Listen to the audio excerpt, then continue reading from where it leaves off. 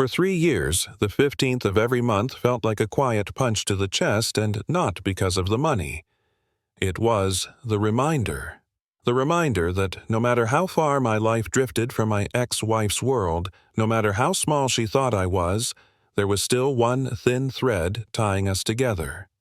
Every month I sent $500 to her brother, and every month she thought she knew exactly why. She thought it was guilt. She thought it was desperation. She thought it was proof that I never really moved on. What she didn't know was that those payments weren't about loss at all. They were about balance, about time, about something she'd done that she assumed no one would ever notice. Let me rewind a bit. My name is Daniel Harris. I used to be married to a woman named Vanessa. If you saw her from the outside, you'd probably assume she had life figured out. Sharp dresser, sharp tongue, always surrounded by people who spoke in titles and net worths. She came from money, the kind of money that teaches you early on that confidence and correctness are basically the same thing. I, on the other hand, was fine, solid, invisible. I worked in systems consulting, nothing flashy, nothing that made people lean in when you told them what you did. Vanessa never said she was embarrassed by that, but she didn't have to. The way she introduced me at parties said enough. Her younger brother Noah was different. He had a neurological condition that limited his mobility and slowed his speech, but his mind was sharp, curious, observant in ways that surprised people who underestimated him. Vanessa's family treated him like a responsibility, something to manage, to protect, to pity. I treated him like a person. We talked about books, documentaries, weird ideas about the future. When he laughed, it felt earned. When he trusted you, it meant something. Over time, he and I formed a bond that had nothing to do with my marriage. That part mattered later. The divorce itself wasn't explosive. No screaming matches, no dramatic cheating scandal. Vanessa simply decided she wanted more. More ambition, more status, more visibility. She said we'd grown apart, which is a polite way of saying she'd outgrown me in her own mind. When it ended, I walked away with my dignity and not much else. She kept the house, the friends, the narrative, and she made it very clear in subtle ways that she expected me to fade quietly into the background. A few months after the divorce, Noah called me, asked if we could still talk sometimes. He sounded nervous, like he was afraid the question itself might be inappropriate. That hit me harder than anything Vanessa ever said.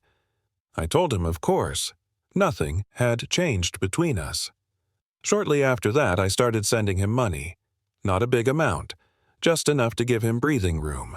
Enough so he wouldn't have to ask his parents for every coffee, every art supply, every small indulgence that made him feel like an adult instead of a dependent. Vanessa noticed. Of course she did. She always noticed money. She never asked me about it directly, but mutual friends told me she joked about it.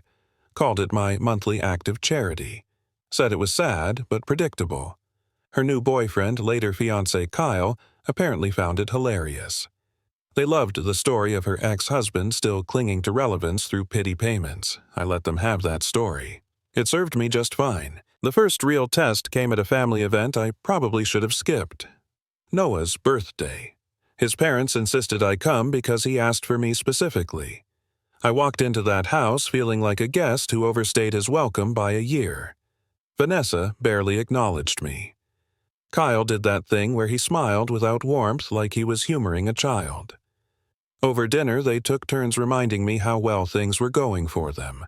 Promotions, trips, investments. Someone asked how work was going for me.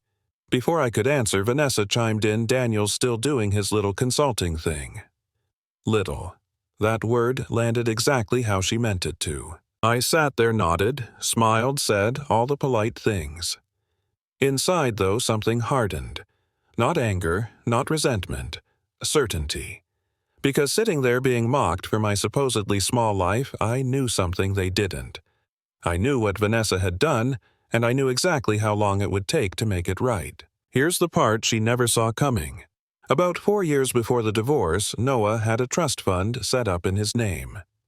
Supplemental care, future security, that kind of thing. Vanessa was listed as a temporary overseer while their parents were dealing with some legal restructuring. During that window, she withdrew $18,000, not all at once. Quietly. Justified it to herself as a loan, I'm sure. She used it as part of the down payment on a condo she later claimed she bought all on her own. She assumed no one would ever connect the dots, and she was almost right. I found out by accident. A paper statement she forgot to shred. I remember sitting on the floor of what used to be our shared office holding that document, feeling the air leave my lungs. I could have confronted her. I could have gone to her parents. I could have blown everything up right then, but all I could think about was Noah. How that kind of revelation would crush him, so I chose a different path. I decided she would pay it back, quietly, completely, without ever knowing she was doing it. That's what the $500 a month was. Not charity, not guilt, restitution. 36 months. Simple math. Over the next couple of years, the condescension didn't stop. If anything, it got bolder. I ran into Vanessa and Kyle at a grocery store once while buying Noah's favorite tea. She looked at my shoes, smirked, and said, "You know you don't have to ruin yourself for him, right? We've got him covered." The word pathetic hovered just beneath her tone. I smiled, told her Noah appreciated the help, and watched her walk away feeling victorious. She had no idea she was writing checks she'd never see. The turning point came when Vanessa decided she was done with the charade. She texted me, told me we needed to talk, named a time and place like she was issuing a subpoena. Her office. Downtown, glass walls, power furniture. Kyle would be there, of course. United front. They sat across from me perfectly composed and explained that my involvement with Noah was no longer appropriate, that it was time for me to move on, that my help was no longer needed or wanted. I listened. Let her finish. Let Kyle add his piece, all measured concern and false kindness.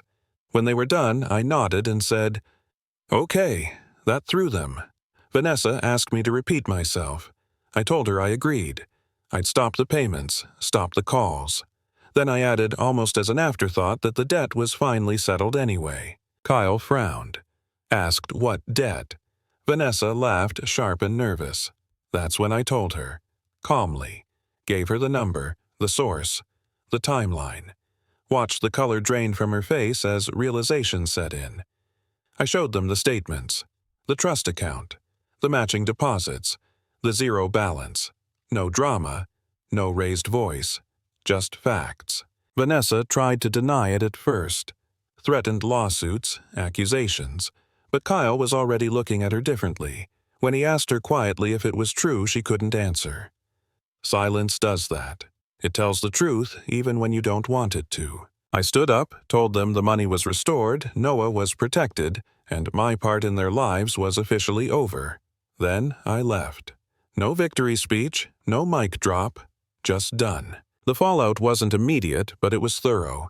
The engagement ended. Her parents found out. Noah found out. That conversation hurt the most. He told me later that what hurt wasn't the money. It was realizing his sister saw him as a resource instead of a person. He stopped speaking to her. That was his choice. I never pushed him either way. A few weeks after everything settled, Noah and I sat on a park bench watching the water move like it didn't care about any of this. I gave him the paperwork showing his trust was now locked down, managed independently. He asked me why I went through all that trouble instead of just exposing her. I told him some things are worth fixing quietly. That justice doesn't always need an audience. So here's where I leave it with you. Was I right to handle it that way, or did I let her off too easy? Should truth always come out immediately, no matter who it hurts, or is there value in patience in letting people reveal themselves over time? I know what choice I made. I can live with it, but I'm curious what you think. Drop your thoughts in the comments. Argue with me. Share a story of your own. Because if there's one thing I've learned, it's that being underestimated can either break you or give you all the time you need to win quietly.